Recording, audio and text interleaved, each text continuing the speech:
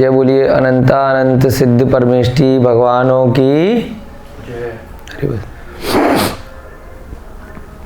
जय बोलिए महावीर भगवान की जय बोलिए तत्वार सूत्र प्रणेता आचार्य भगवान श्री उमा स्वामी जी महाराज की जय बोलिए इस युग के प्रथमाचार्य श्री चारित्र चक्रवर्ती शांति सागर जी महाराज की जय बोलिए विद्यानंद जी मुनिराज की सभी को जय जिनेन्द्र जय दुजलंदो।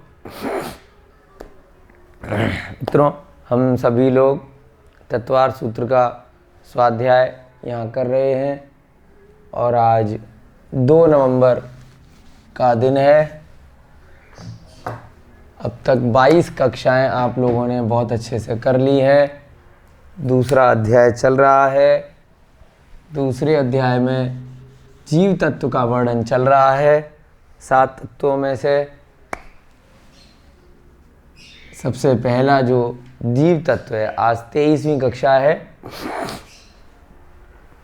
आत्मा के हमने 5 भाव अब तक देखे, जिसमें से 4 भाव अभी तक के सूत्रों में, जो सूत्र संख्या हमने 6 देखी, वहाँ तक 4 भाग हमने कंप्लीट किए हैं। आज आगे का अंतिम 5 भाव जो है पारिणामिक भाव, उसकी चर्चा हम लोग यहाँ पर करने जा रहे हैं। उसे प्रारंभ करने से पहले प्रतिदिन की भांति हम सबसे पहले सभी लोग मिलकर मंगलाचरण करेंगे और फिर जो अभी हमने 6 सूत्र इस अध्याय के करे हैं उनको याद करने का प्रयास करेंगे। सभी लोग बोलेंगे साथ साथ। मोक्ष मार्गस्य नेतारं भेतारं कर्म भूभृतां ज्ञातारं विश्वतत्त्वानां वन्दे तद्गुणलब्धये वन्दे तद्गुणलब्धये वन्दे तद्गुणलब्धये।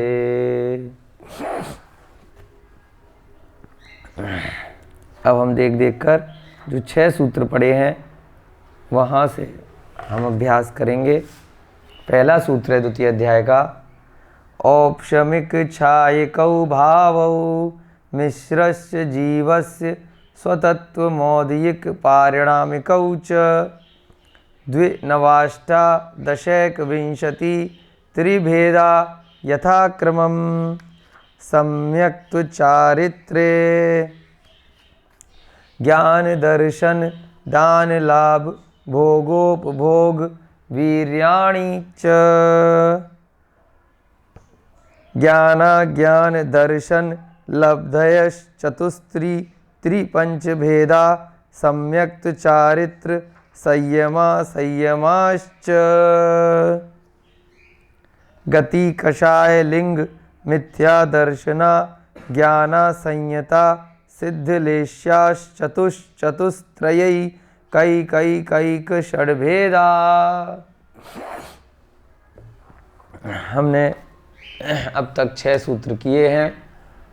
आप लोगों के रिवीजन के लिए फिर से बता देते हैं कि 5 प्रकार के आत्मा के भाव बताए गए हैं, जिसमें पहला भाव होता है औपशमिक भाव, जिसका जो विरोधी हमारे आत्मा के कर्म हैं, जिनका मोक्ष मार्ग में कोई भी प्रयोजन नहीं है, उनको दबाना। तो उसे क्या बोलते हैं? उपशम। उपशम से क्या बन गया भाव? औपशमिक। दूसरा भाव हमने पढ़ा था, कौन सा भाव पढ़ा था? बिल्कुल ठीक, छायक भाव।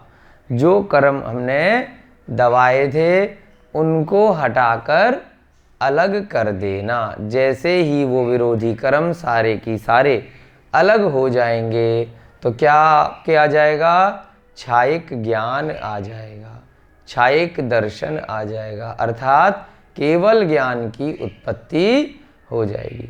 जो 4 प्रकार के घातिया कर्म है उनका समूल नाश हो जाएगा, मात्र अघातिया कर्म बचे रह जाएंगे। तो कितने भाव हो गए? औपशमिक भाव, छायिक भाव। हमें छायिक भाव तक पहुंचना है, जिसके लिए हम ये सारा उपक्रम कर रहे हैं, जो अध्ययन कर रहे हैं, सीख रहे हैं और धीरे धीरे अपने आचरण में लाने का भी प्रयत्न कर रहे हैं। तीसरा भाव है छायोपशमिक भाव। कुछ कर्मों को दबा दिया और कुछ का क्षय हो गया। अभी सारे कर्म पूरी तरह से क्षय नहीं हुए। जो जल में मिट्टी को दबाया था, थोड़ी सी मिट्टी अलग करी है और बाकी की नीचे रह गई है अभी गंदगी के रूप में। तो कौन सा भाव हो गया? छायोपशमिक भाव। छायोपशमिक भाव से हमें छायिक भाव पर पहुंचना है। 3 भाव हो गए। उसके बाद आया आपका औदिक भाव, जो हमने कल की कक्षा में पढ़ा था। वो कितने प्रकार का देखा था हमने कल? 21, यानी 21 प्रकार का कर्मों का उदय आ सकता है। अब जल्दी जल्दी से उसको रिवीजन कर लेंगे हम।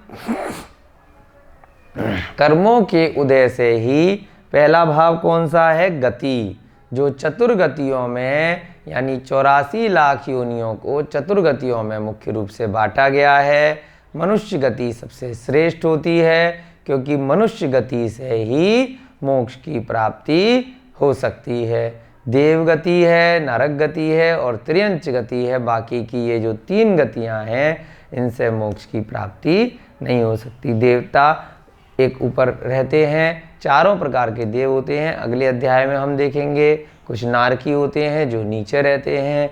मनुष्य गति और त्रियंच गति के जीव यहीं मध्य लोक पे रहते हैं और त्रियंच में स्थावर भी आ जाते हैं, जो अगले सूत्रों में हम पढ़ेंगे। यानी 1 इंद्रिय से लेके पंचेंद्रिय तक के जीव जो मनुष्य में, देव में और नरक में नहीं आए। ठीक है, उन सबको मिला के क्या कह देते हैं? त्रियंच कह देते हैं।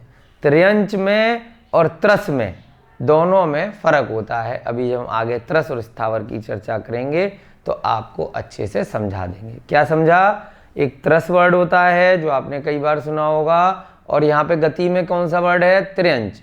दोनों में फर्क है, अभी समझाएंगे आज आपको जब उसका सूत्र आएगा।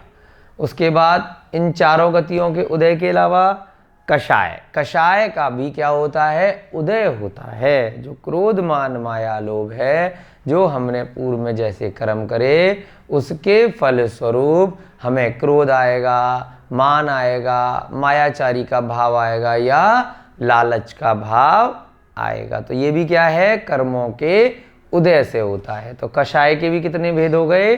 4 भेद हो गए। उसके बाद हमने देखा था लिंग के भी 3 भेद हैं। जैसे हमने पूर्व जन्मों में कर्म किए होंगे, उसके फल स्वरूप, उसके विपाक स्वरूप हमें स्त्रीलिंग में, पुल्लिंग में या नपुंसक लिंग में जन्म मिलता है। देव पर्याय में हमने कल देखा था स्त्री और पुल्लिंग 2 भेद होते हैं, नपुंसक लिंग नहीं होता। नरक पर्याय में सभी की सभी नपुंसक होते हैं। 1 इंद्रिय से 4 इंद्रिय के जीव सभी की सभी नपुंसक होते हैं। मनुष्य गति के जीव कुछ पुल्लिंग हो सकते हैं, कुछ स्त्रीलिंग हो सकते हैं और कुछ नपुंसक लिंग हो सकते हैं। ठीक है, उसके बाद देखा था एक हमारा जो उदय आता है, मिथ्या दर्शन का भी उदय आ जाता है, क्योंकि जैसे हमने पूर्व जन्मों में कर्म करे उसके हिसाब से कई लोगों का क्या है कि सम्यक दर्शन के भाव बनते ही नहीं हैं। तो क्यों है ऐसा? मिथ्यात्व कर्म के उदय के कारण। उसके बाद देखा हमने अज्ञान। जब हमने छायोपशमिक देखा था तो वहाँ पर अज्ञान के कितने प्रकार थे? हमारा कुमति, कुश्रुत और कुअवधि। यहाँ पर क्योंकि हम उदय के हिसाब से देख रहे हैं, औदिक भाव के हिसाब से, तो यहाँ पर अज्ञान, क्योंकि ज्ञान प्रकट नहीं हुआ, केवल ज्ञान के अपोजिट, तो एक ही प्रकार का कि ज्ञानावर्णी कर्म के उदय से, क्योंकि अभी ज्ञानावर्णी कर्म को ढका हुआ है। तो यहाँ अज्ञान के कितने प्रकार हैं? औदिक भाव की दृष्टि से 1 प्रकार है। असंयत, यानी किसी भी प्रकार का संयम नहीं लेना। मिथ्या दर्शन में जो था अनंतानुबंधी क्रोधमान माया लोभ, और दूसरा अप्रत्याख्यान वर्ण रूपी क्रोधमान माया लोभ, जिसकी वजह से कोई भी नियम संयम लेने के भाव नहीं बन रहे। तो ये क्या हो गया, असंयत का एक प्रकार हो गया। फिर हमने असिद्ध का एक प्रकार देखा था कि भाई हम सिद्ध क्यों नहीं हैं, हम अभी मोक्ष गति में क्यों नहीं गए, क्योंकि हमारा असिद्धत्व कर्म का उदय है।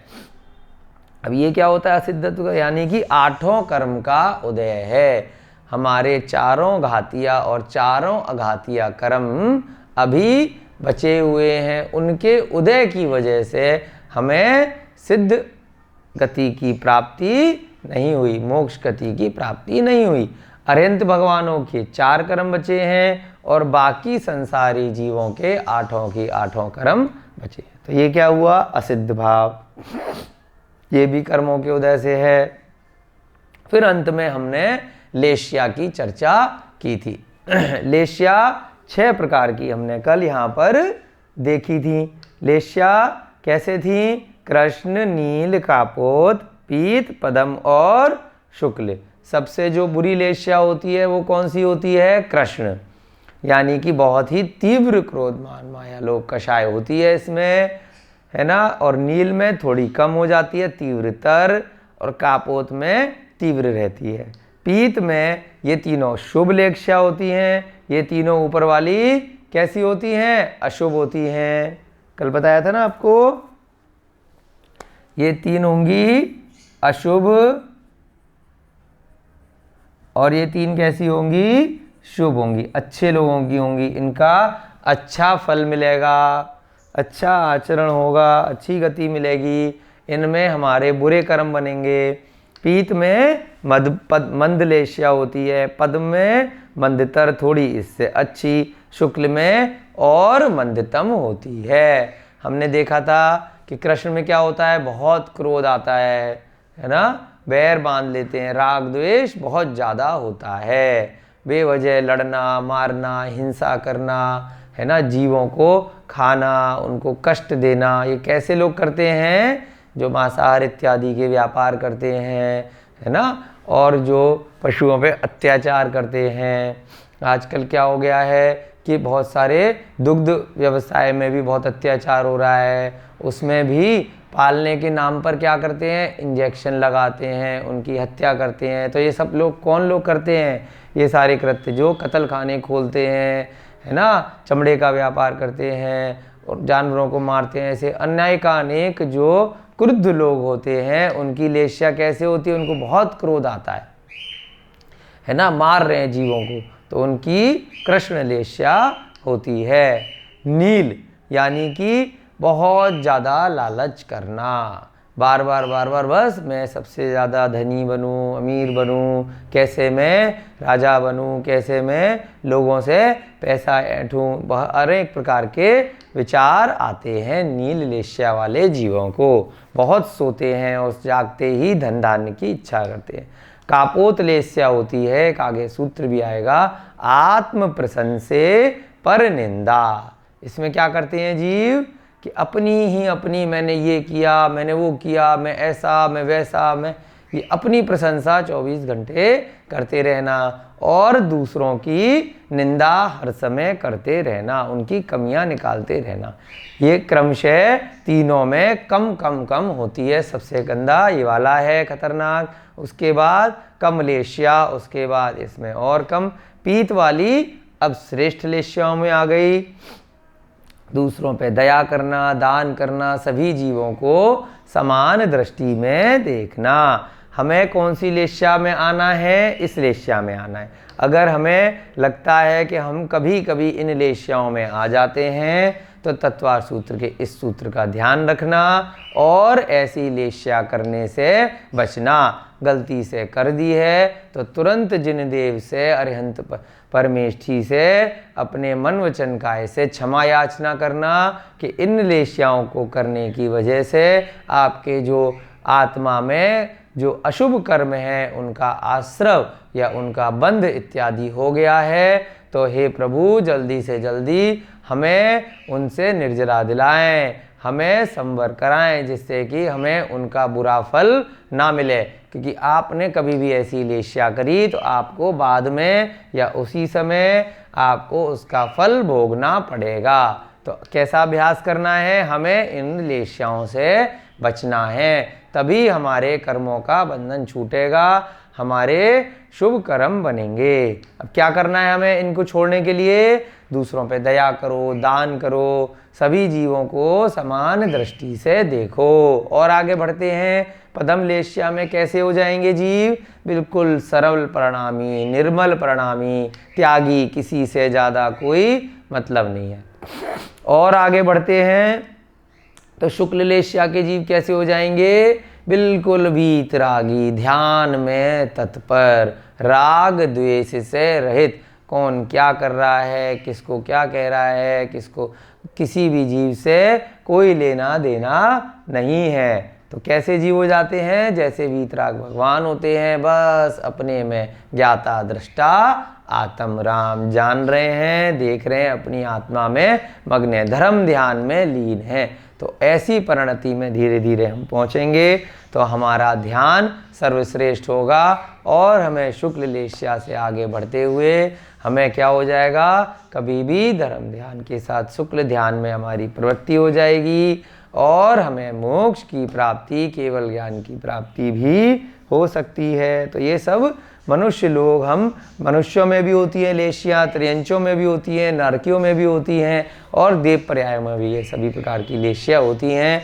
क्यों होती हैं? कर्मों के उदय की वजह से। इस चौथे प्रकार के जो आत्मा के भाव हैं उसके कारण। चलिए अब हम आगे बढ़ते हैं। आपको बहुत अच्छे से एक एक करके चारों भाव समझ में आ गए हैं। अब हम 7वां सूत्र आज करेंगे। कौन से भाव का है? पारिणामिक भाव। बिल्कुल ठीक, परिणाम माने स्वभाव। जब हमने पहला सूत्र पढ़ा था तब समरी फॉर्म में 5 प्रकार के भाव एक बार देखे थे। क्या मतलब हुआ? कि जैसा परिणाम है ना, उदय में और परिणाम में फर्क है।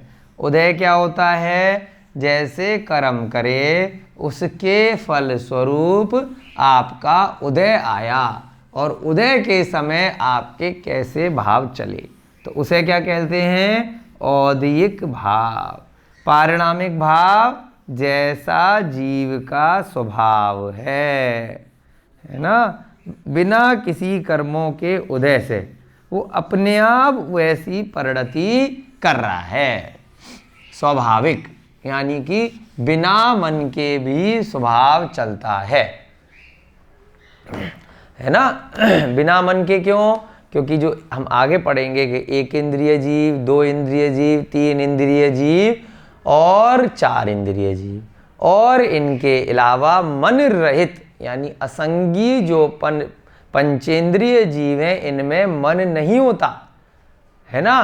फिर भी आपने देखा चींटी अपने आप एक लाइन में चल रही है, मच्छर अपने आप उड़ रहा है, मच्छर डंक भी मार रहा है ना। 1 इंद्रिय जीव है, वनस्पति अपने आप बढ़ रही है बिना मन के।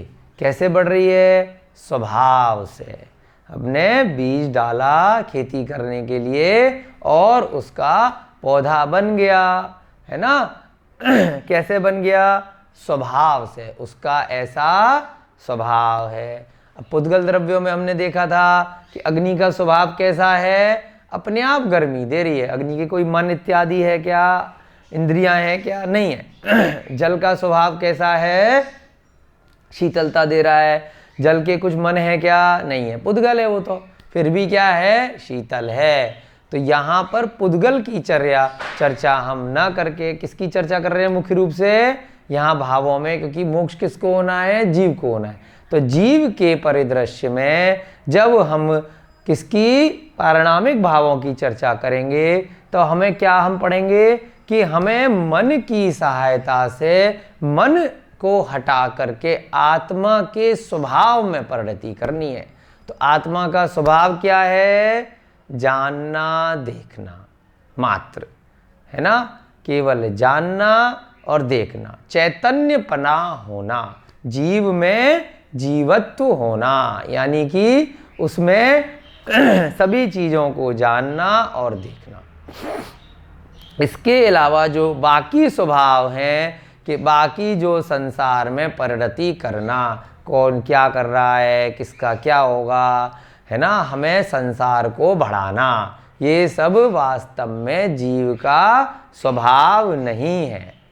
ये तो हमने कर्मों के बंधन की वजह से स्वभाव समझ लिया है।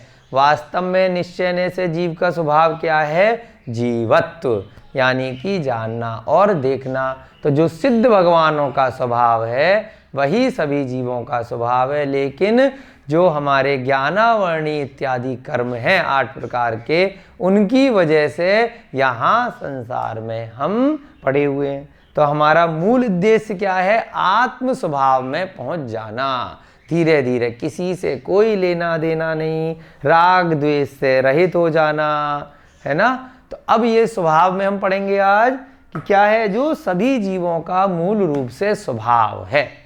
क्या है स्वभाव?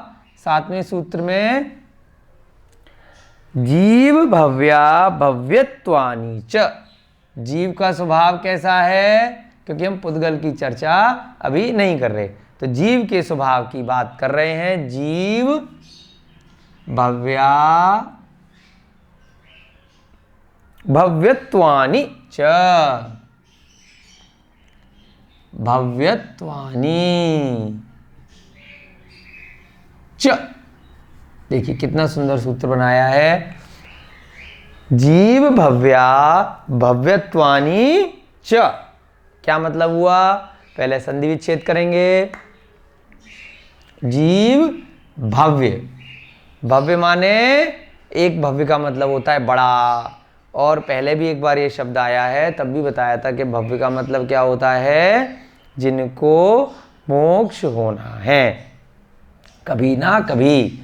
यहां से अ लिया तो क्या बन गया? अभव्यत्व।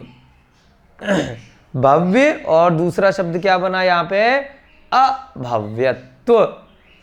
अभव्यत्वानि च माने, और कौन से भाव के भेद चल रहे हैं? पारिणामिक भाव के भेद। तो क्या क्या भेद निकले? जीव, जीव माने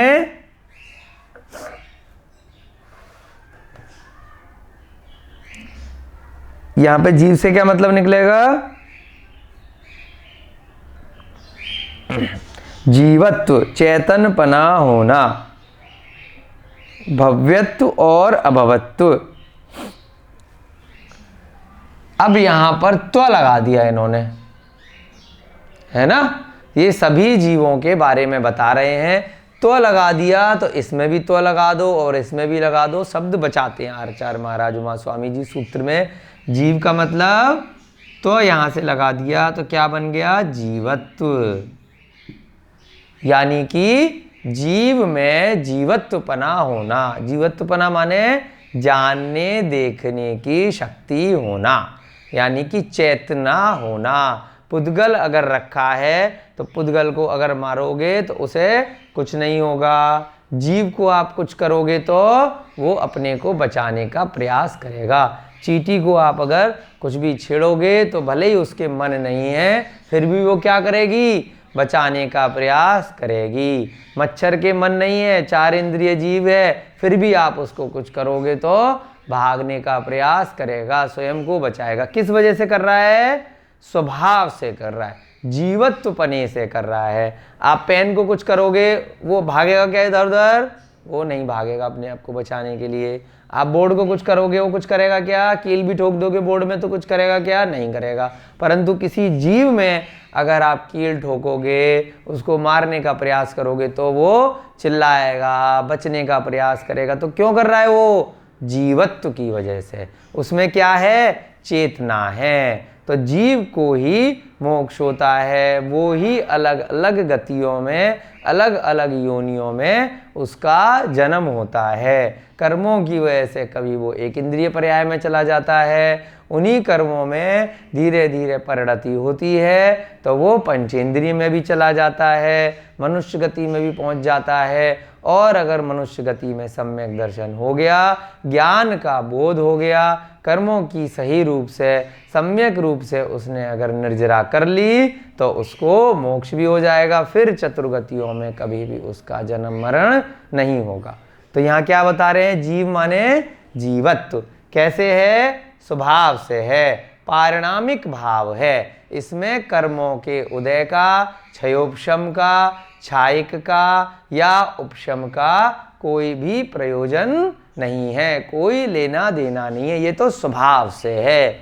दूसरा कौन सा भाव है, भव्य। भव्य से क्या बना, भव्यत्व।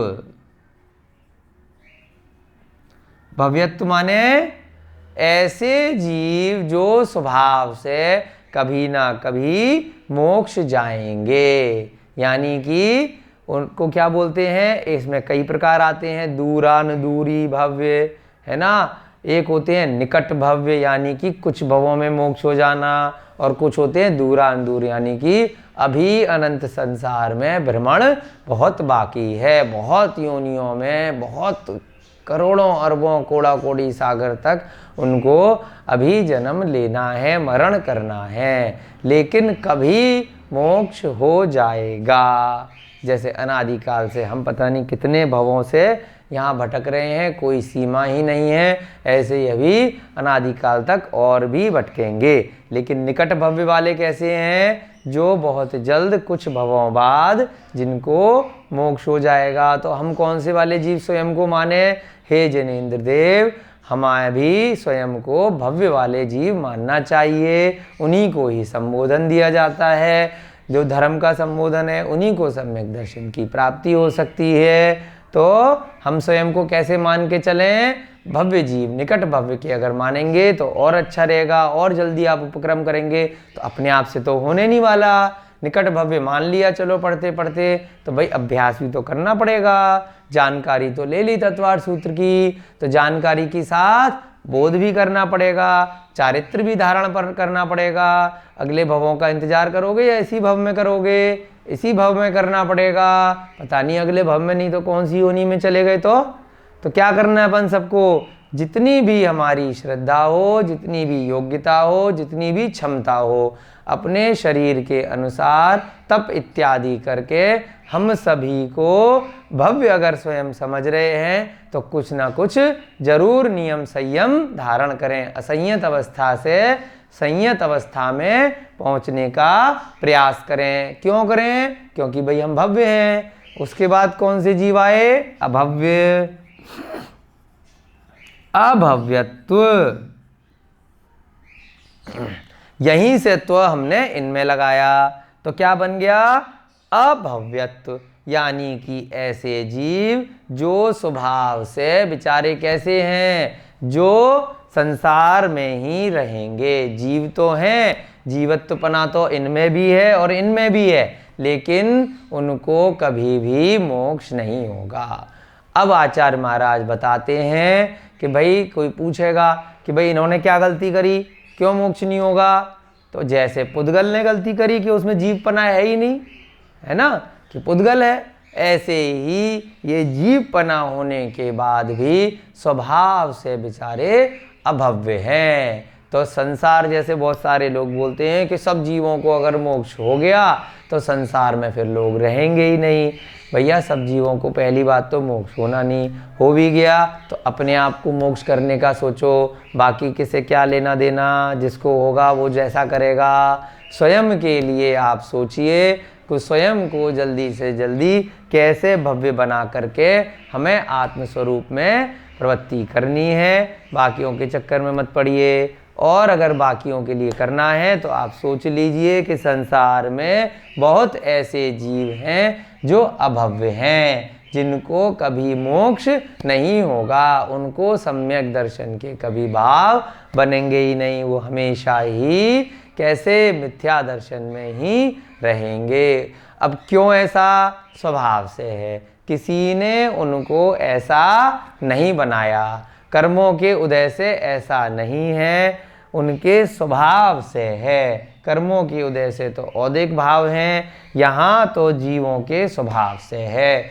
इसका एक उदाहरण आचार्य महाराज देते हैं कि जैसे दाल उगाई खेती में, अब हमने बीज डाले, फलियाँ निकली, कुछ दाल जब हमने बनाई तो कुछ तो गल गई और कुछ नहीं गली, जबकि वो कंकड़ नहीं है, दिखने में बिल्कुल वैसी ही दाल है, मूंग की दाल है या कोई भी दाल है, लेकिन वो नहीं गल रही।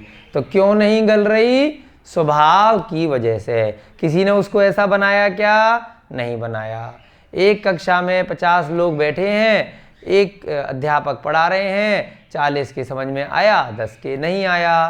तो किसी ने उनको ऐसा बनाया क्या? उनके स्वभाव में ही है। क्षयोपशम चीज़ अलग है, लेकिन उदाहरण के तौर पे स्वभाव से कोई शैतान है, कोई उद्दंडी है, तो कहते हैं ना इसका स्वभाव ही है, कितना भी इसको सीधा कर लो। बोलते हैं कुत्ते की पूंछ है, वो टेढ़ी रहेगी, कितनी भी उसकी सीधी कर लो, क्यों रहेगी? स्वभाव है। तो ऐसा ही ये अभव्यक्त जीवों का स्वभाव है। उनको मोक्ष न होना कोई कर्मों के उदय से नहीं है, उन विचारों का क्या है? स्वभाव है। तो कम से कम हम सभी जो यहाँ पे तत्वासूत पढ़ रहे हैं, हम सबको भगवान का, जिनेंद्र भगवान का या फिर अपने ही स्वयं की आत्मा का धन्यवाद देना चाहिए कि हम कम से कम भव्य हैं, जिनको संबोधन दिया जा सकता है, जिनको शास्त्रों का ज्ञान कराया जा सकता है ना। ये जो हैं ना, इनमें अनंत संसार अनादिकाल से भव्यपना था, ना भविष्य में होगा। ये भव्यपना जो है ये हमेशा से उन जीवों में है जिनको मोक्ष होना है। उसके बाद एक शब्द आया च माने और भी। इन तीन के अलावा और भी कुछ भाव ऐसे होते हैं जो स्वभाव से होते हैं, परंतु ये तीन मुख्य हैं, बाकी के जो और हैं मुख्य नहीं है, इसलिए च सारे ले लिए। कौन कौन से भाव हैं बाकी के? जैसा कि एक भाव आया अस्तित्व, के जीव का अस्तित्व है, वो है, विद्यमान है, यानी कि इस कमरे में बहुत सारे जीव हैं, छोटे छोटे, जो हमें भले ही दिखाई दें या नहीं दिखाई दें, है ना। एक इंद्रिय पर्याय के जीव हो सकते हैं, छोटे छोटे कीड़े मकोड़े हो सकते हैं, तो उन सब का अस्तित्व है। ये भी क्या है? स्वभाव से है। दूसरा वस्तुत्व, ये क्या है? उनका ये भी वस्तुत्व, जो पुद्गल के उसमें हम बोल देते हैं वस्तुत्व है। तीसरा द्रव्यत्व, जीव द्रव्य की श्रेणी में आता है। जो 6 द्रव्य बताए थे उसमें सबसे पहला क्या है? जीव है, फिर पुद्गल है, फिर धर्म है, फिर अधर्म है, और फिर आकाश और काल। तो द्रव्यत्व, जीव द्रव्य के अंदर आता है, तो ये भी क्या है?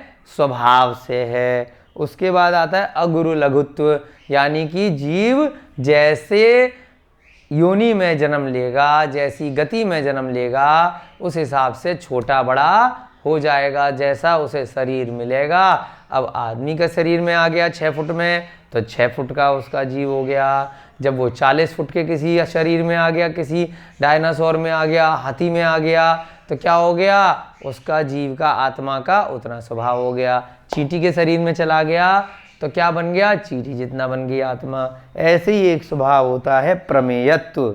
ये सब क्या है? ये सब और भी के अंदर आ गए, ये भी स्वभाव से उनके अंदर गुण पाए जाते हैं, लेकिन मुख्य रूप से ये 3 होते हैं। इसलिए आचार्य महाराज ने सूत्र में इनको अलग से ले लिया और बाकी के सारे बोल दिया च से। अन्य भाव जो जीव के हैं वो आप समझ लीजिए। तो इस प्रकार से आपके 5 भाव आज हो गए, इनके बारे में अभी आपने अच्छे से समझ लिया। अब हम इसको लिखवा भी देते हैं, जिससे आपके नोट्स भी अच्छे से बन जाएंगे आगे के लिए। दोबारा से रिवाइज करेंगे। जीवत्व माने चैतन्यपना होना। जो सिद्ध शिला पर जीव चले गए तो कुछ लोगों को कन्फ्यूजन रहता है कि वो जीवित हैं या नहीं है। बताइए, मरण को प्राप्त हो गए या जीवित हैं?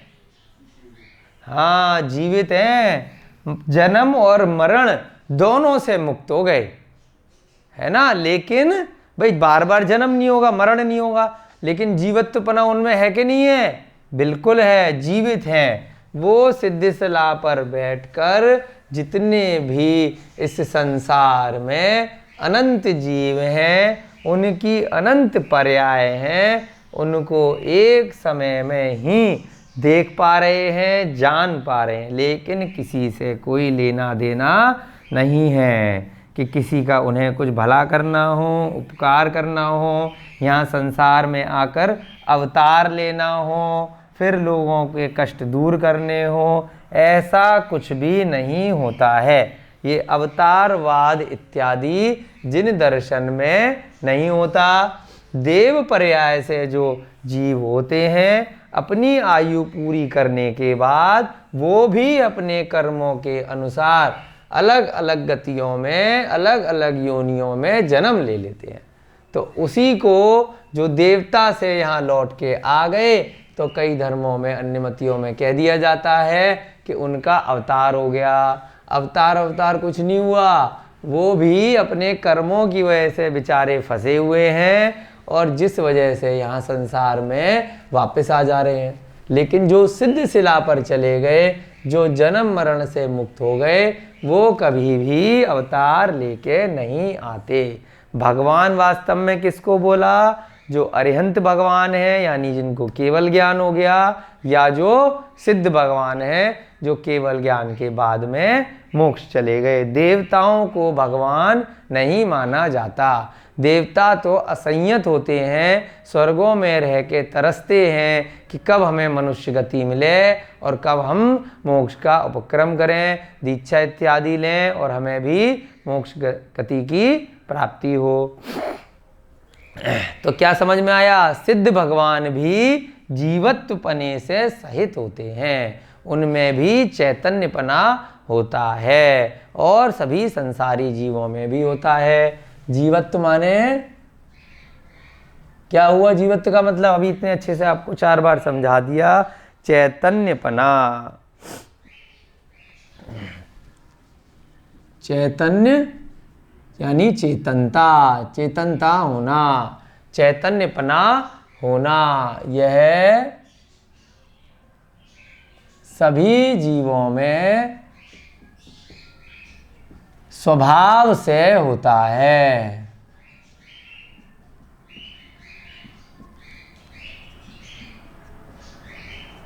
कर्मों के उदय से नहीं होता। कर्मों के उदय से जो चीज होती है उसको क्या बोला? औदिक भाव। ये क्या है? पारिणामिक भाव। कर्मों के उदय से नहीं होता। चैतन्यपना माने जानने देखने की शक्ति, भव्यत्व,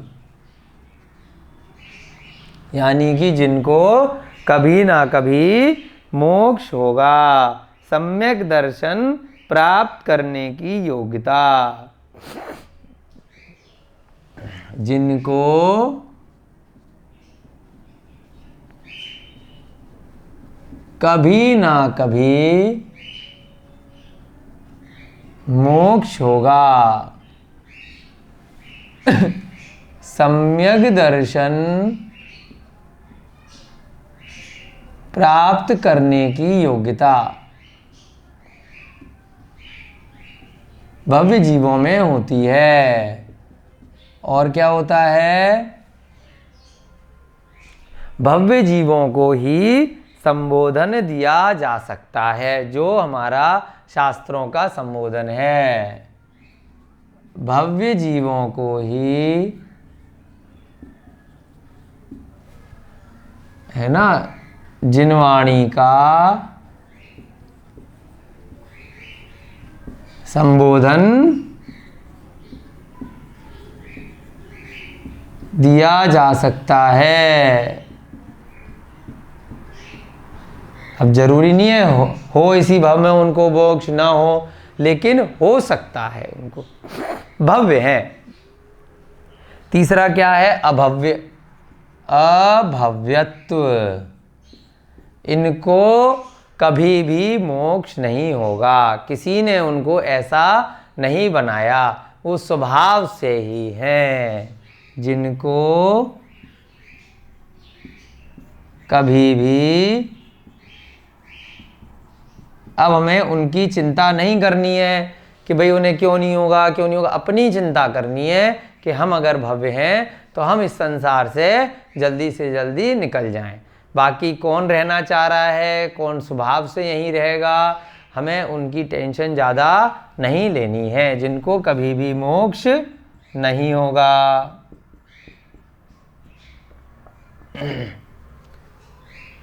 है ना? और ये स्वभाव से ही ऐसे होते हैं, किसी ने उनको अभव्य नहीं बनाया कि कोई कहे कि भाई ब्रह्मा जी ने बनाया है, जिसने संसार सृष्टि की रचना करी है, उन्होंने ऐसा भेदभाव कर दिया कि कुछों को भव्य बना दिया, कुछ को। न ब्रह्मा जी ने कुछ किया, न ब्रह्मा जी ने सृष्टि की रचना करी, है ना। सभी जीव अपने आप अनादिकाल से इस तीन लोक में अपने आप ऐसे ही बने हुए थे और ऐसे ही हैं, किसी ने सृष्टि की रचना नहीं करी है। ये तीन लोक अनादिकाल से ऐसा ही था, ऐसा ही रहेगा। स्वर्ग, नरक, मध्यलोक इत्यादि सूर्य चंद्रमा किसी ने नहीं बनाए, अपने आप बने हुए हैं, जिनको कभी भी मोक्ष नहीं होगा। ये स्वभाव से ही ऐसे होते हैं, इनको अभव्य किसी ने नहीं बनाया, कोई भेदभाव नहीं किया किसी ने। उदाहरण में आता है कई जगह, जैसे दाल के अंदर कुछ न गलने वाली दाल, है ना। दाल में कुछ न गलने वाली दाल का होना स्वभाव से है। कुछ दाल का किसी ने बनाया क्या? नहीं बनाया, है ना। इन जीवों में अनादिकाल से अभव्यपना है, ना अनंत काल तक। ऐसा नहीं है कि अभी अभव्य हैं और बाद में वो भव्य बन जाएंगे, ऐसा नहीं होगा। इनमें अनादिकाल से अभव्यपना है, अनादिकाल पहले न भव्यपना था, न अनंत काल तक होगा। भव्यपना न अनादिकाल से है, ना ही अनंत काल तक होगा।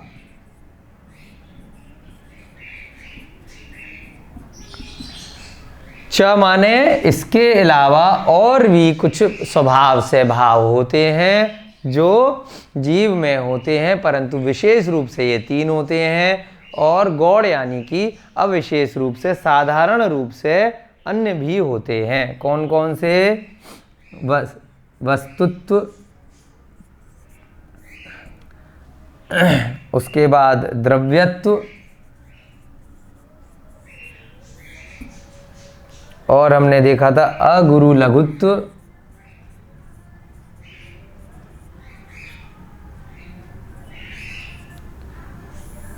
एक भाव देखा था प्रमेयत्व, ये भी एक भाव होता है। और कौन सा भाव था? अस्तित्व। इसके अलावा एक भाव था अस्तित्व। अस्तित्व, वस्तुत्व, द्रव्यत्व, अगुरुत्व, प्रमेयत्व इत्यादि, ये सभी भी क्या होते हैं? भाव होते हैं, है ना।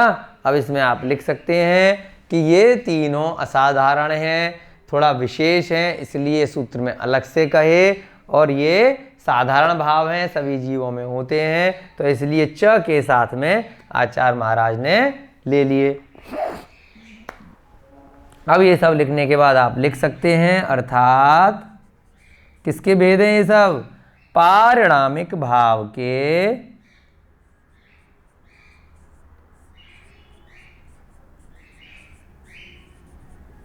क्या होते हैं? मुख्य रूप से 3 भेद होते हैं। इसके अलावा साधारण रूप से और भी भेद हो सकते हैं। पारिणामिक भाव के 3 भेद होते हैं: जीवत्व, भव्यत्व और अभव्यत्व। इनके अलावा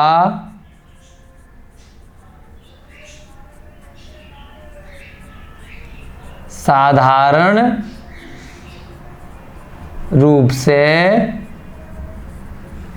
अन्य भेद भी होते हैं।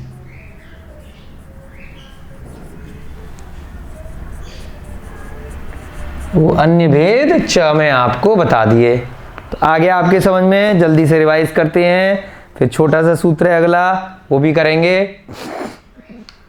5 भाव आज आपके कंप्लीट हो गए।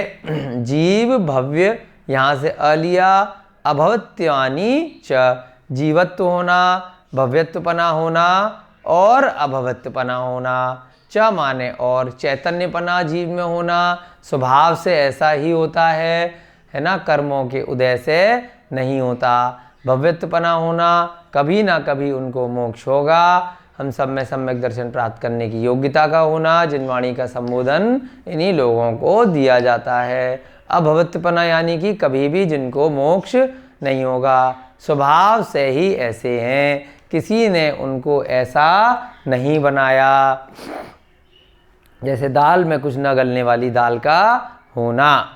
भव्यपना अनादिकाल से न था, इनमें अनादिकाल से है, न ही अनंत काल तक होगा। कोमा लगा दिए। च माने और जो साधारण भाव हैं, अस्तित्व होना जीव का, वस्तुत्व होना, द्रव्यत्व होना, गुरु लघुत्व होना, छोटा बड़ा होने की प्रमेयत्व इत्यादि जो भाव हैं, ये सभी साधारण भाव जीव में रहते हैं। हो गया आपके, बहुत अच्छे से समझ में आ गया। मिटा दें हम इसको। 8वां सूत्र और करेंगे अभी। छोटा सा सूत्र था ये वाला आज पारिणामिक भाव का, बाकी के सूत्र जो रोज चल रहे थे बड़े बड़े सूत्र थे। पारिणामिक भाव में 3, अब ये 3 कैसे आया? फिर से दूसरा वाला सूत्र रिवाइज करो एक बार। क्या लिखा था दूसरे सूत्र में? द्विनवाष्टा दशैक विंशति त्रिभेदा यथाक्रमम। द्वि पहले के 2 भेद, नव दूसरे वाले के 9 भेद, अष्टादश तीसरे वाले के 18 भेद, एक विंशति 14 वाले के 21 भेद चौथे वाले के, फिर त्रिभेदा यानी कि जो 5वां था यथाक्रम, क्रम क्रम से त्रि आ गया ना, तो 3 भेद होते हैं। कैसे आया है 3? दूसरे सूत्र में आचार्य महाराज ने बताया था कि 5वां जो भाव है पारिणामिक भाव, उसके त्रिभेदा यथाक्रमम, यानी कि 3 भेद होते हैं। बिल्कुल सिस्टमेटिक सारी चीज़ें चल रही हैं, कोई भी गड़बड़ नहीं हो रही, जैसा उन्होंने बताया वैसे ही भेद होते हैं। आ गया समझ में? अब अगला सूत्र देखते हैं, उपयोगो लक्षणम। 8वां सूत्र भी छोटा सा है, उपयोगो लक्षणम।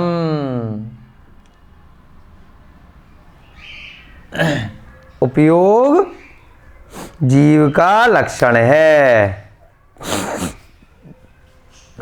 ये जो वर्ड आया है चैतन्यपना, उसी का एक तरह से पर्यायवाची है।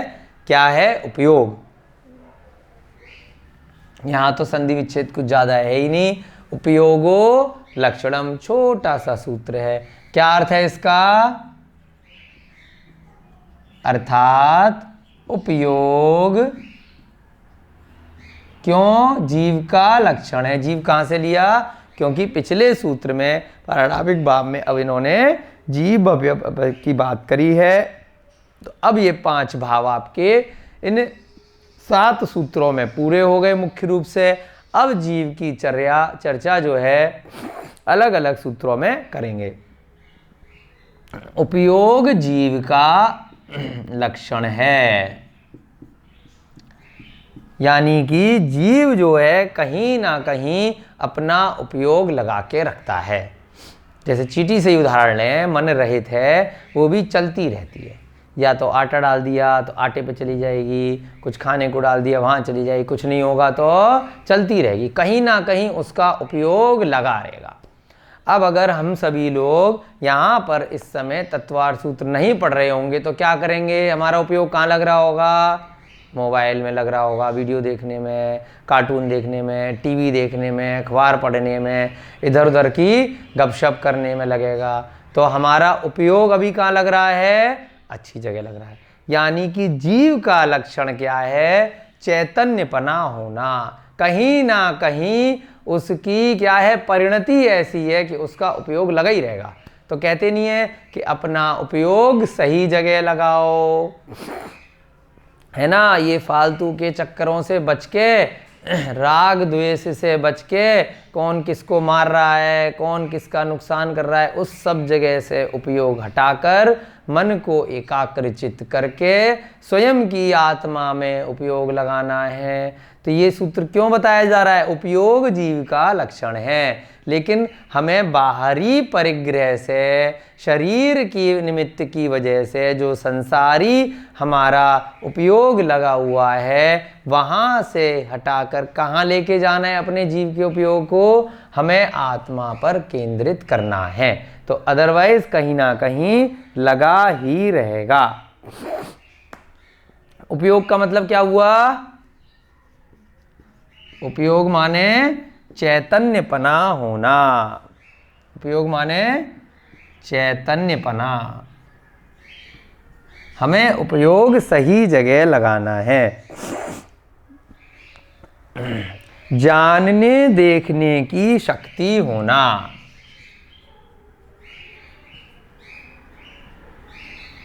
जानने देखने की शक्ति, उसको क्या कहते हैं?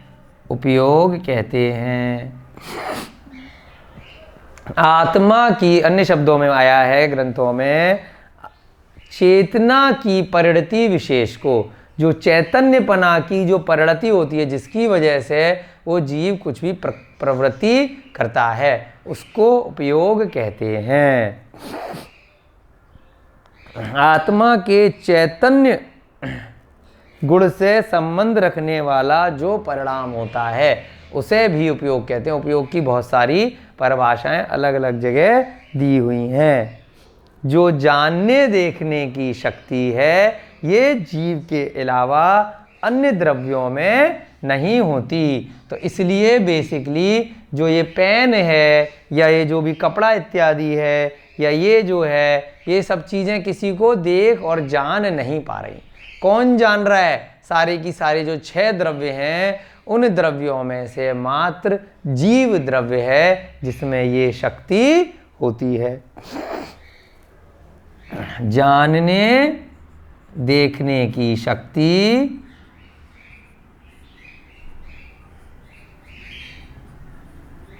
जीव के अलावा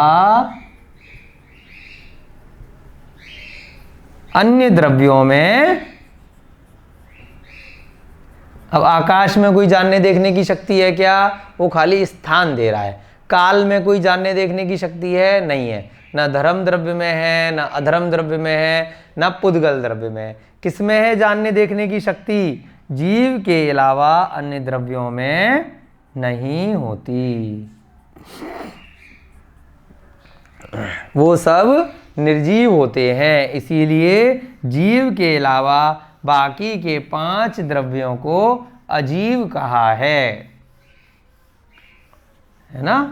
क्या मतलब निकला उपयोग का? उपयोगो लक्षणम, उपयोग जीव का लक्षण है। ये जीव का क्यों लिया? क्योंकि अब ये जीव तत्व का वर्णन चल रहा है सारा की सारा। तो उपयोगो लक्षणम, उपयोग पुद्गल का लक्षण है क्या? नहीं। जानने देखने की शक्ति पुद्गल में होती है क्या? नहीं। जानने देखने की शक्ति मात्र किस में होती है? जीव में होती है। चेतना की परिणति विशेष को उपयोग कहते हैं। ये अन्य परिभाषा है इसी की। परिणति विशेष को, यानी कि चेतना का जो परिणति विशेष है, कुछ ना कुछ मन लगे रहना, उपयोग लगे रहना। मन रहित जीव जो होते हैं उनकी भी चेतना लगी रहेगी। जैसे पेड़ पौधे हैं, उनकी एक अपनी अलग परिणति है, जबकि मात्र एक इंद्रिय हैं। एक इंद्रिय वायु का एक, जल का एक, अग्नि का एक, पृथ्वी का एक जीव है। उन सब में भी स्पर्श इंद्रिय होती है, उनमें भी चेतना की परिणति विशेष होती है। उनका भी उपयोग कहीं ना कहीं लगा रहता है। चेतना की परिणति विशेष को उपयोग कहते हैं।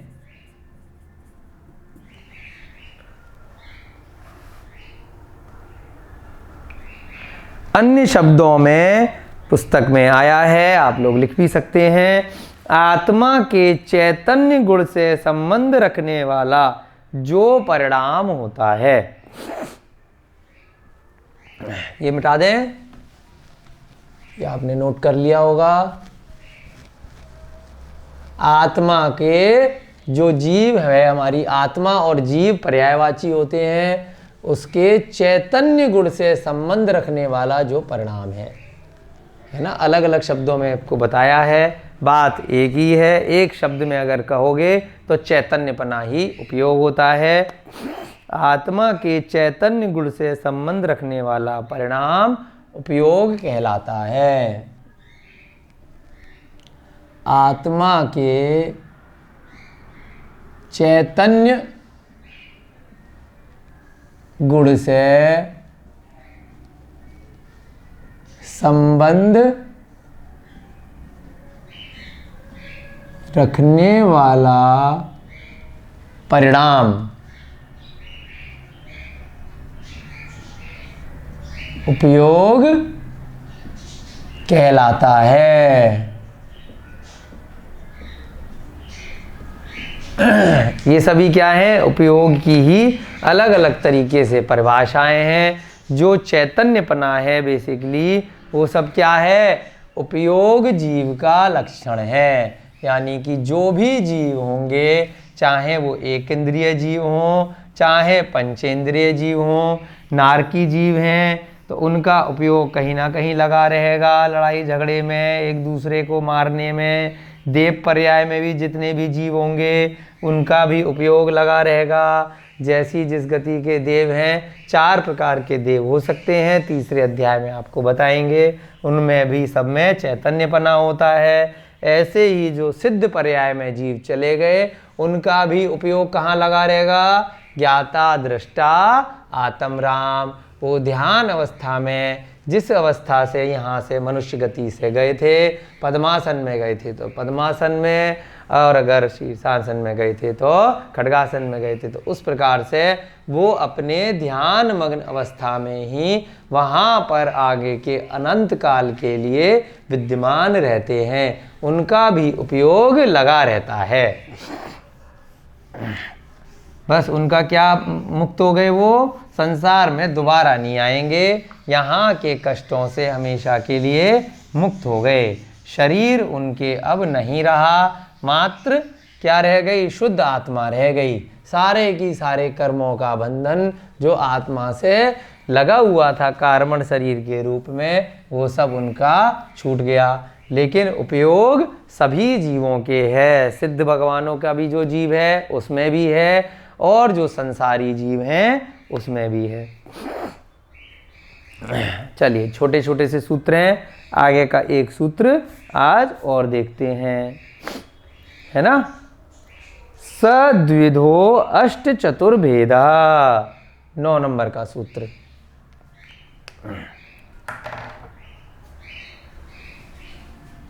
नौ नंबर,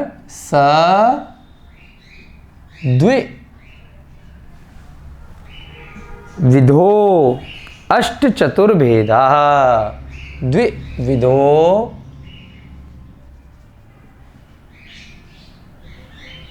अब ओ के साथ में अगर अ लगाएंगे तो ये साइन लग जाता है। अष्ट चतुर्भेदा,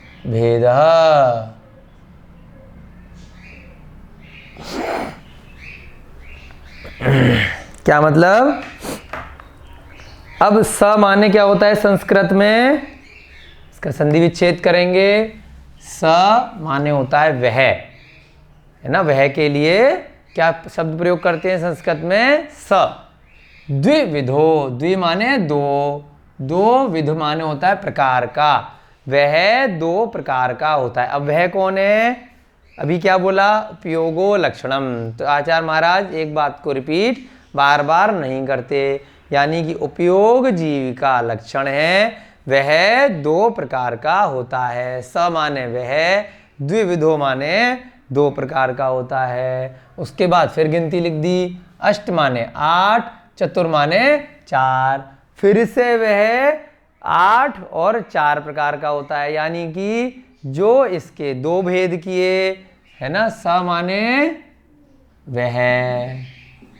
अब ये जो 2 भेद किए, इन 2 में पहला वाला 8 प्रकार का और दूसरा वाला 4 प्रकार का। तो इस प्रकार से पहले के सूत्रों में भी यही पहले नाम लिख देते हैं, फिर कहते हैं कि कितने कितने प्रकार के हैं। वैसे ही उसी तरीके से यहाँ बताया। स माने वह, द्विविध, द्विविधो माने 2 प्रकार का, द्विविधो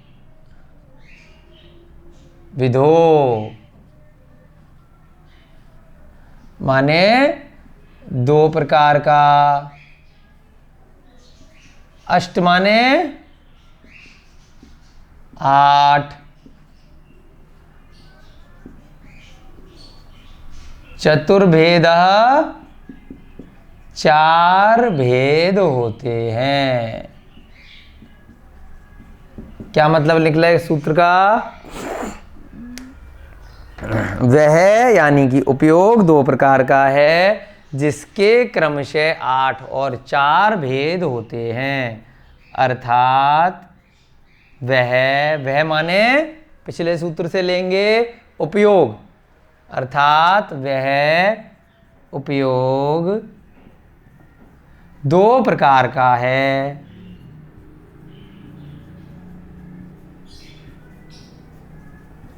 जिसके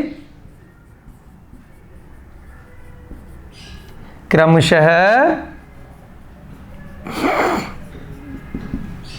8 और 4 भेद होते हैं। अब अपने आप लगा लीजिए कैसे कैसे प्रकार हैं, कैसे कैसे उसके भेद हैं, है ना। उपयोग कितने प्रकार का बताया? 2 प्रकार का। पहले वाले के 8 भेद और दूसरे वाले के 4 भेद। अब कौन कौन से प्रकार हैं? अन्य ग्रंथों से और जो आचार्य महाराज ने टीकाएं लिखी हैं वहां से हमने लिया कि पहला क्या है? द्विविधो 2 प्रकार का, यानी कि पहला बताओ भाई, पहला है ज्ञानोपयोग और दूसरा है दर्शनोपयोग। 8 प्रकार के ज्ञान ध्यान आ रहे हैं? आपने पहले अध्याय में पढ़े थे। 5 सम्यक ज्ञान और 3 मिथ्या ज्ञान। सम्यक ज्ञान में मति, श्रुत, अवधि, मनः पर्य, केवल ज्ञान। तो 5 प्रकार के तो वो ज्ञान हो गए, और 3 मति का उल्टा कुमति, कुश्रुत और कुअवधि। मनः पर्य और केवल का उल्टा नहीं होता, तो 8 कौन से हो गए? उपयोग आपका कहाँ लगेगा? इन 8 प्रकार के ज्ञानों में उपयोग लग सकता है। दर्शन, दूसरा क्या हुआ? दूसरा विधा हो गया दर्शनोपयोग। वो अभी हमने कल वाली क्लास में देखा था। चक्षु दो कितने बताए हैं इसके? इस वाले के दूसरे के 4 भेद। चक्षु दर्शन, आंख से दर्शन हो सकता है। अचक्षु दर्शन, आंख के अलावा बाकी इंद्रियों से दर्शन हो सकता है और मन से हो सकता है। तीसरा था अवधि दर्शन और चौथा था केवल दर्शन। तो इस प्रकार से 4 प्रकार के दर्शन हो सकते हैं। तो ये चतुर्भेद हो गए दूसरे वाले के। तो अब हम देखते हैं कि करके पहला क्या है, यहीं पे बना ले। पहला ज्ञानोपयोग और दूसरा दर्शनोपयोग।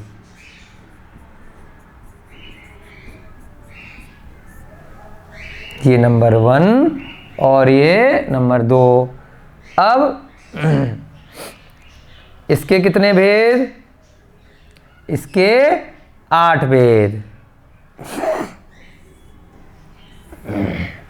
उपयोग के 2 प्रकार, ज्ञानोपयोग और दर्शनोपयोग। यहां पे लिख लें, इधर जगह है, ये मिटा दें 8वां वाला, लिख लिया होगा आप लोगों ने।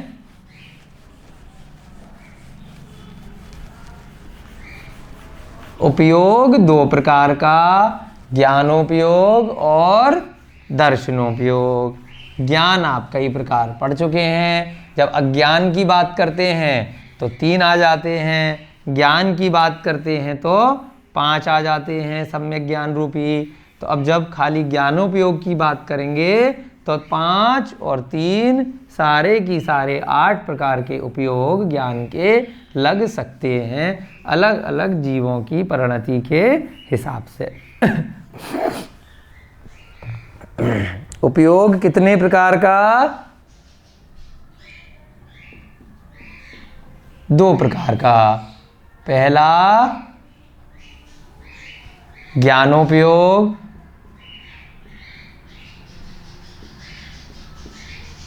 और दूसरा दर्शनोपयोग।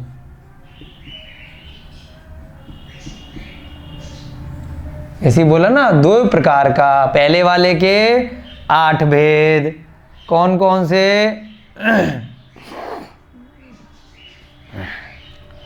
बताइए, अभी तो आपको बोले थे, मति ज्ञान,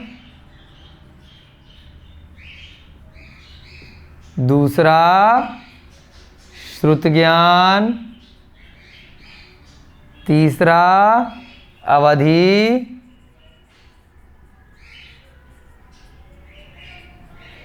चौथा मनः पर्यय, पांचवा केवल। ये 5 तो ज्ञान हो गए और 3 अज्ञान हो गए, कुमति, कुश्रुत और कुअवधि। कुमति,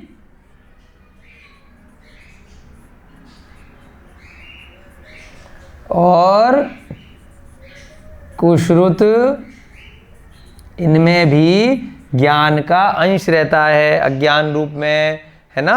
तो इसलिए इनको भी ज्ञानोपयोग में ही लिया जाता है। 8वां कुअवधि, या हमने पहले पढ़ा था, इसका दूसरा नाम विभंगावधि भी होता है, कुअवधि ज्ञान। तो ये 8 क्या हो गए? ज्ञानोपयोग के प्रकार। दर्शनोपयोग के क्या बोले यहाँ पे? चतुर्भेदः, 4 भेद होते हैं। पहला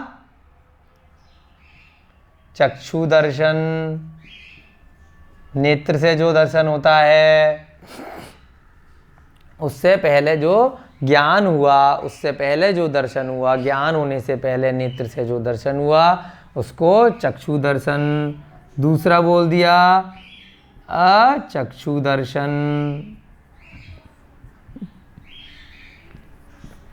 उसके बाद अवधि दर्शन। अवधि दर्शन में कोई आंखों का काम नहीं है, वो भी आत्मा से सीधे प्रत्यक्ष रूप में पिछले और अगले भवों को जानते हैं। तो क्या बना इसका दर्शन का एक प्रकार?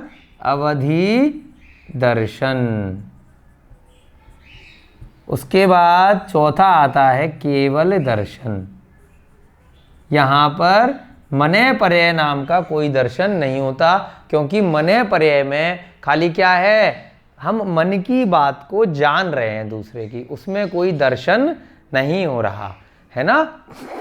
दर्शन किस में होगा? या तो नेत्रों से होगा, या नेत्र के अलावा अन्य जो 4 इंद्रिय और मन रह गए, इन दोनों को मिला के 6 हो जाता है ना। 5 इंद्रियां और 1 मन। यहाँ पर मात्र नेत्र से हो रहा है, और यहाँ पर किससे हो रहा है? नेत्र के अलावा जो अन्य इंद्रियां और मन से जो दर्शन हुआ। उसके बाद जो अवधि ज्ञान से दर्शन हुआ, मने पर्याय ज्ञान को यहाँ नहीं लेते, यहाँ सीधे क्या लेते हैं चौथे भाग में? केवल दर्शन। केवल ज्ञान में सारे संसार के सभी जीवों के द्रव्यों के हम अनंत पर्यायों को जान लेते हैं, वो भी आत्मा से सीधे होता है। तो 4 प्रकार का ये दर्शनोपयोग है और 8 प्रकार का ज्ञानोपयोग होता है। ये सभी किस सूत्र में बताए? सद्विधो अष्ट चतुर्भेद। समय और है आपके पास आज 5 मिनट, तो हम एक सूत्र और कर सकते हैं। अभी कर लें? छोटा सा सूत्र है अगला भी, बहुत बार उस वर्ड को हम बोलते हैं बार बार। संसारिणो मुक्ताश्च। मिटा दें इस वाले को। 10वां सूत्र और कर लेते हैं।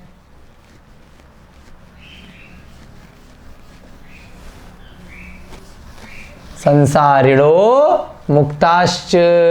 बार बार हम बहुत बार बोलते हैं, आप लोगों ने भी सुना होगा। कहाँ से आया ये सूत्र? संसारी और मुक्त जीव, इसी सूत्र से आया है, जो दूसरे अध्याय का 10वां सूत्र है कि 2 प्रकार के जीव होते हैं, संसारी जीव और मुक्त जीव। हम सब कौन से जीव हैं? संसारी हैं। कहाँ पहुंचना है? मुक्त में पहुंचना है। 10वां सूत्र कौन सा हुआ? संसारिणो मुक्ताश्च।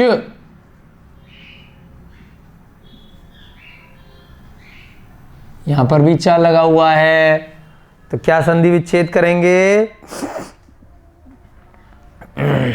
संसारिणो मुक्ता। एक शब्द क्या बना? संसारिणो। और दूसरा क्या बना? श लग गया, श हटाएंगे तो क्या बन जाएगा? मुक्ता। विसर्ग लग जाएगा। फिर च माने और भी। अब ये और भी क्या होता है भाई? 2 ही प्रकार के तो जीव बार बार बोलते हैं हम, कि संसारी जीव होते हैं और मुक्त जीव होते हैं। अब इसमें जीव वर्ड नहीं यूज किया, क्योंकि जीव पहले एक बार लिख दिया है ना, कि जीव जीवत्वपना होता है, भव्यत्वपना होता है। उसके बाद सीधे उपयोग जीव का लक्षण लिख दिया। उसके बाद कह दिया कि भाई संसारी होते हैं और मुक्त होते हैं। तो किसकी बात हो रही है? उद्गल की तो बात हो ही नहीं रही इस पूरे अध्याय में, ये जीव की ही बात हो रही है। तो जीव कितने प्रकार के होते हैं? संसारी और मुक्त, उसके अलावा और भी। संसारिणो माने संसारी। पहले भी बताया, जो देव और नरक पर्याय के जीव हैं वो भी सब संसार में ही रह रहे हैं। मुक्त माने मुक्त जीव। च माने और भी, यानी जीव 2 प्रकार के होते हैं, संसारी और मुक्त। अर्थात क्या भाव निकला?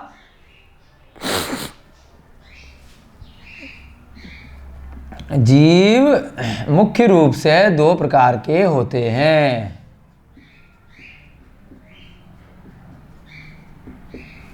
कौन कौन से? संसारी और मुक्त। और भी का क्या मतलब है? इनके अलावा कुछ जीव और रह जाते हैं जो कथनचित संसारी होते हैं और कथनचित मुक्त होते हैं। कौन से जीव? यानी कि जो अरिहंत भगवान बन गए, जिनका मोक्ष पक्का हो गया, वो कहने को तो संसारी हैं। क्यों हैं? अभी 4 कर्म बचे रहे हैं, लेकिन उनको मोक्ष का टिकट पक्का हो गया है, इसलिए कुछ समय बाद मुक्त जीव बन जाएंगे। इसलिए न वो संसारी हैं अभी, क्योंकि संसार से पार पाने वाले हैं। वही हमें प्रवचन दे रहे हैं। 4 अघातीय कर्मों की दृष्टि से संसार में कुछ समय और रहेंगे। तो यहाँ जब टीका की गई च का मतलब निकालने के लिए कि 2 भागों के अलावा फिर एक भाग ये च क्यों लिखा है आचार्य महाराज ने, तो आचार्यों ने बताया कि च का मतलब है जो अरिहंत भगवान हैं, जो उनका संसार कुछ समय के लिए रह गया है। जन्म मरण से तो वो मुक्त हो गए हैं, परंतु सिद्ध अवस्था से पहले तक। च का मतलब यहाँ पे क्या है? अरिहंत परमेष्ठी, जिनको हमने णमोकार मंत्र में सबसे ऊपर लिया है। चूंकि उनका जन्म मरण समाप्त हो गया, अब वो दोबारा जन्म नहीं लेंगे, तो इसलिए उस दृष्टि से वो मुक्त होने वाले हैं। परंतु घातीय कर्मों की दृष्टि से वो अभी संसार में हैं, तो इसलिए उनको च में लिया। जन्म मरण से मुक्त।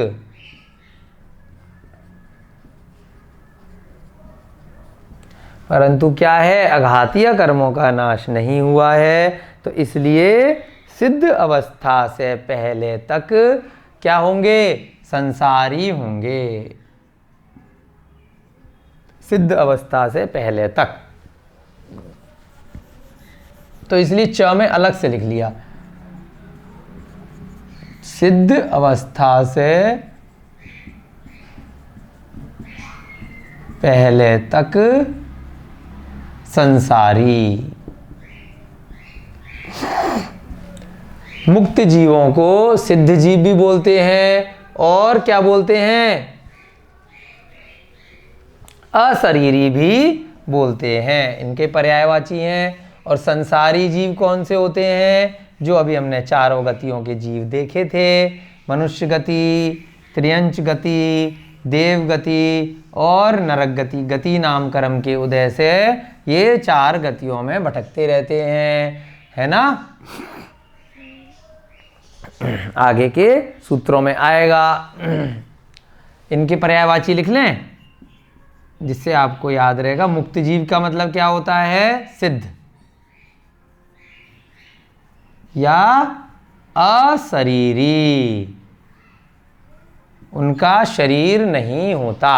अशरीरी भी प्राकृत में इनको बोला जाता है। यानी कि शरीर में जितने भी कर्म हैं, 5 प्रकार के जो शरीर हैं, जो आगे के अध्याय में साथ में आएंगे, तो वो सब इनके नहीं होते। जीव कितने प्रकार के कोई भी पूछे तो? संसारी और मुक्त। संसारी में 4 गतियां और मुक्त में 1 गति सिद्ध गति। चलिए, आपका समय हो रहा है। 10 सूत्र आज हमने कर लिए हैं, बहुत अच्छे से। बहुत आसान सूत्र थे आज के सारे की सारे। बहुत ज़्यादा कन्फ्यूजन आप सभी को नहीं होना चाहिए। आगे की कक्षा में आगे के सूत्र आपको कराए जाएंगे। जय बोलिए महावीर भगवान की जय। बोलिए आचार्य भगवान श्री उमा स्वामी जी महाराज की जय। बोलिए चारित्र चक्रवर्ती शांति सागर जी महाराज की। अनंतानंत सिद्ध परमेष्ठी भगवानों की। सभी को जय जिनेन्द्र जयदू जुड़ंदो।